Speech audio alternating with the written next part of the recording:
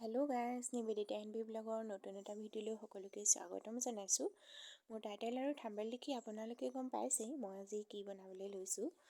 মই লৈছোঁ বেঙেনা ফ্ৰাই, মানে এটা বৰ বেঙেনা লৈছোঁ আৰু বেঙেনাটো ৰাউণ্ডকৈ পিচ কৰি কেইপিচমান লৈ লৈছোঁ। এতিয়া বেঙেনাটো পিচ কৰাৰ পিছত মই ধুনীয়াকৈ ধুই লৈছোঁ। এতিয়া আপোনালোকে দেখা পাইছেই, মানে অতি কম সময়ত আৰু অতি কম তেলত কেনেকৈ সহজতে বনাব পাৰি, মানে সেই ভিডিঅ'টোকে আপোনালোকৰ লগত শ্বেয়াৰ কৰোঁ বুলি ভাবিছোঁ। আৰু মোৰ ভিডিঅ'টো যদি চাই ভাল পায় আপোনালোকে মোৰ চেনেলটো ছাবস্ক্ৰাইব কৰি ৰাখিব আৰু কাষতে থকা বেল আইকনটো দবাই দিব, যাতে মই দিয়া সকলোবিলাক ন'টিফিকেশ্যন আপোনালোকে পাই থাকে। আৰু ভিডিঅ'টো চাই ভাল লাগিলে এটা লাইক কৰিব।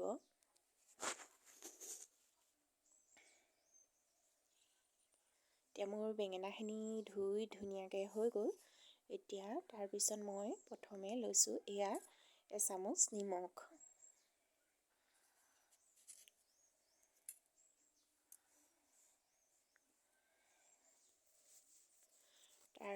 নিমখ আৰু মই এতিয়া এয়া দিছোঁ এচামুচ ৰেড চিলি পাউডাৰ। যিহেতু আমি প্ৰথমে তেল, নিমখ আৰু হালধি সানি ল'ম, তাৰপিছতহে তেলত ফ্ৰাই কৰিম।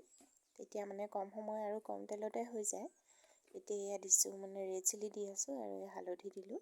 এতিয়া আমাৰ সম্পূৰ্ণ মিক্স কৰি হৈ গ'ল বেঙেনাখিনি। এতিয়া তেল গৰম কৰি এয়া বেঙেনা ফ্ৰাই কৰি আছোঁ।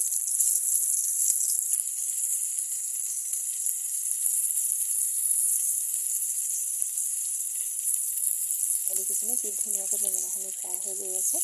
আৰু বৰ বেছি তেল নাই দিয়া, কমটি তেলে দিছোঁ। কম তেলতে ফ্ৰাই কৰিলে ধুনীয়াকৈ হৈ যাবগৈ।